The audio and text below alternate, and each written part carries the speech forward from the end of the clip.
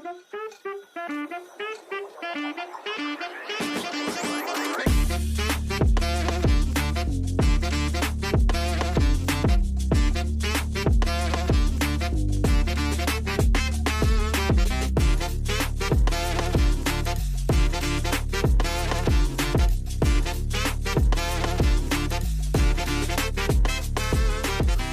Filmwood presenting the film Kinsenas Katapusan।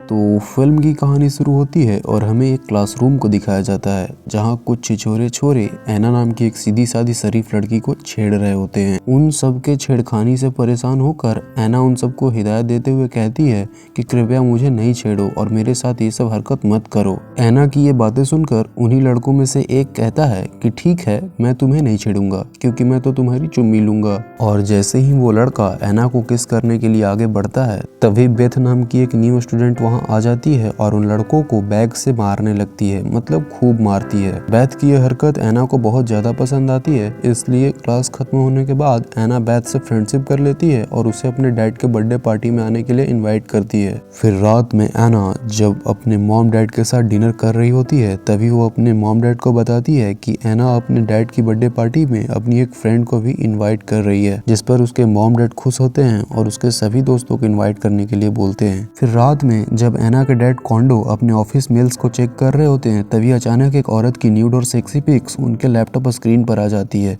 दरअसल ये mail condor के ऑफिस एम्प्लॉय किरण का होता है। ये सब देख करके कॉन्डो एकदम डर जाते हैं क्योंकि पास में उनकी बीवी मौजूद होती है। खैर, इससे पहले कि उसकी बीवी ये सब देख पाती, कॉन्डो पलक झपकते ही अपना लैपटॉप बंद कर देता है और अपनी बीवी के साथ पलंग तोड़ने में व्यस्त हो जाता है। फिर अगले दिन जब कॉन्डो अपने ऑफिस में जाता है तो अपनी उसी सेक्रेटरी किरण को अपने कैबिन में बुलाता है और उस पर कल रात भेजे गए मेल के लिए खूब गुस्सा होता है और उसे गालियां देता है, जिससे किरण रोने लगती है और वहां से चली जाती है। किरण के जाने के बाद कॉन्डो उस काली रात को याद करने लगता है। दरअसल ये तब की बात होती है जब कॉन्डो और उसकी बीवी का रिश्ता एक नाजुक दौर से गुजर रहा था। उन दिनों कॉन्डो अपनी बीवी से ज्यादा अपने ऑफिस के काम में व्यस्त रहता था। तभी एक दिन किरण उसके पास आती है और उसके सामने अपना अंग प्रदर्शन करने लगती है और किरण की चिकनी चुपड़ी बातों में फंसकर कॉन्डो भी उसके साथ वही संभोग करने लगता है। कॉन्डो ये सब सोच ही रहा था कि तभी कहानी फिर प्रेजेंट में आती है और हम देखते हैं कि कॉन्डो अपने ऑफिस के काम में उलझा हुआ होता है, जिस वजह से उसे घर जाने की भी फुर्सत नहीं मिल रही होती है। फिर कॉन्डो अपनी बीबी को फोन करके बताता है कि उसे आज रात घर आने में थोड़ी देर हो जाएगी। कॉन्डो को इस बात से उसकी वाइफ परेशान होने लगती है और कॉन्डो से मिलने के लिए खुद उसके ऑफिस जाने का फैसला करती है। इधर कॉन्डो जब वॉशरूम से अपने कैबिन की तरफ आ रहा होता है तभी वो देखता है कि किरण भी अभी तक अपने घर नहीं गई होती है,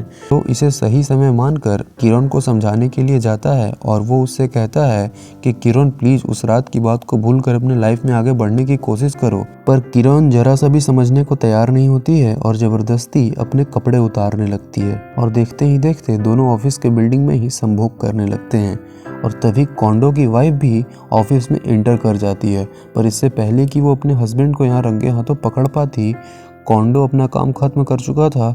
फिर कॉन्डो अपनी वाइफ से मिलता है और उसे लेकर अपने घर को चला जाता है। फिर हमें दिखाया जाता है कि अगले दिन कॉन्डो का बर्थडे होता है, जहां कॉन्डो के बर्थडे पार्टी में कई सारे गेस्ट आए हुए होते हैं। किरण बार बार कॉन्डो के साथ चिपकना चाह रही थी, पर कॉन्डो उसके साथ दूरी बनाने की पूरी कोशिश करता है क्योंकि कॉन्डो नहीं चाहता था कि उसके इस घिनौने अफेयर के बारे में किसी को जरा सा भी शक हो। फिर ऐना अपनी दोस्त बेथ को अपने मॉम डैड से मिलवाने लाती है। जब बेथ कॉन्डो को देखती है तो वो खुद पर कंट्रोल नहीं कर पाती और वो कॉन्डो से अट्रैक्ट हो जाती है। अट्रैक्शन के कारण बेथ अपने फ्रेंड के डैड कॉन्डो के जांघों पर हाथ फेरने लगती है और उसे सहलाने लगती है। कॉन्डो को ये सब बहुत अजीब लग रहा था और वो अपने गेस्ट से मिलने का बहाना करके वहाँ से चला जाता है। फिर एक दिन बेथ अचानक से कॉन्डो को ऑफिस आवर में ही वीडियो कॉल कर देती है और वो वीडियो कॉल पर ही धीरे धीरे न्यूड होने लगती है। बेथ के हॉट फिगर और सेक्सी अदाओं को देखने के बाद कॉन्डो भी खुद को नहीं रोक पाता और अपनी बेटी की उम्र की लड़की को अपना केला दिखाकर वीडियो कॉल पर ही हस्त मैथुन करने लगता है। अब तो ये सिलसिला रोज ही चल रहा था। अब तो इन दोनों के लिए सब आम बात हो गई थी क्योंकि बेथ स्कूल के वॉशरूम से भी कॉन्डो को नंग धड़ंग वीडियो कॉल किया करती थी और दूसरी तरफ कॉन्डो भी कहीं भी कभी भी बेथ के शरीर को भोगने की आरजू लिए अपना केला दिखाकर हस्त मैथुन किया करता था। फिर कुछ दिन बाद हमें दिखाया जाता है कि कॉन्डो अपने ऑफिस में काम कर रहा होता है कि तभी बेथ कॉन्डो के पास एक मैसेज करती है और वो कहती है कि अब बहुत हो गया। अब वो वीडियो कॉल पर कॉन्डो के साथ सेक्स नहीं करना चाहती, अब वो रियल लाइफ में ही कॉन्डो के साथ सेक्स करना चाहती है। ये सब सुनकर कॉन्डो मना कर देता है। फिर कुछ देर बाद बेथ कॉन्डो के पास एक फोटो भेजती है जिसमें बेथ कॉन्डो की बेटी अना के साथ उसके घर पर होती है।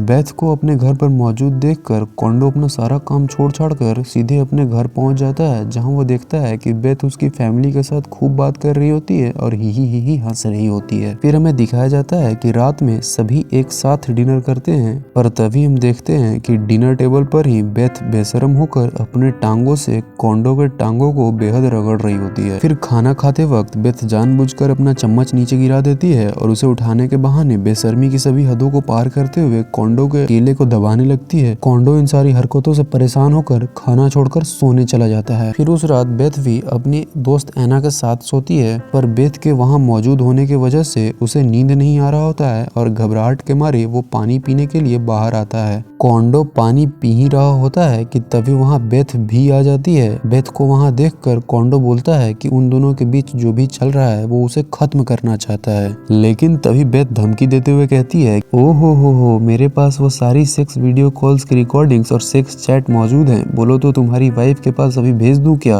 पर ये सब सुनकर कॉन्डो खूब डर जाता है और वो बेथ की सारी बातें मानने के लिए राजी हो जाता है, जिस पर बेथ उसे अगले दिन किसी ओयो नाम के होटल में मिलने के लिए बुलाती है, जहां कॉन्डो एकदम टाइम पर पहुंच जाता है। फिर ओयो होटल में दोनों खूब पार्टी करते हैं और फिर कॉन्डो बेथ के साथ बेहिसाब संभोग करता है और दोनों संतुष्ट हो जाते हैं। फिर हमें दिखाया जाता है कि अब ये दोनों कार में, होटल में, ऑफिस में, घर में, कहीं भी कभी भी जहां भी मौका मिलता था वहां खूब मस्ती के साथ संभोग करने लगते थे और संतुष्ट होकर आनंद की अनुभूति करते थे। फिर एक दिन बेथ कॉन्डो को एक होटल रूम में बुलाती है जहां उसकी दोस्त कार्ला भी मौजूद होती है। कॉन्डो के पहुंचने के बाद बेथ उसे यह बताती है कि ये उसका आखिरी संभोग है।